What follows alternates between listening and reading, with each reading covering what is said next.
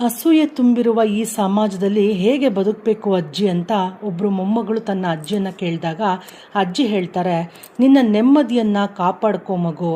ನೀನು ಇಡೀ ಸಮಾಜಕ್ಕೆ ಪ್ರೀತಿ ಪಾತ್ರಳಾಗಿ ಬದುಕಲು ಸಾಧ್ಯವಿಲ್ಲ. ಯಾಕೆ ಅಂತಂದರೆ ಅಸೂಯೆ ಜನರು ಕೂಡ ನಿನ್ನನ್ನು ಗಮನಿಸ್ತಾ ಇರ್ತಾರೆ.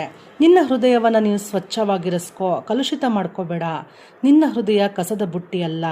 ಸದಾ ನಿನ್ನ ಕಣ್ಣುಗಳು ತೆರೆದಿರಲಿ, ಎಚ್ಚರವಿರಲಿ. ಯಾವಾಗಲೂ ತಪ್ಪಾದ ವ್ಯಕ್ತಿಗಳೇ ನಿನಗೆ ಸರಿಯಾದ ಪಾಠವನ್ನು ಕಲಿಸೋಕೆ ಸಾಧ್ಯ. Only a wrong person teaches you the right lesson in your life.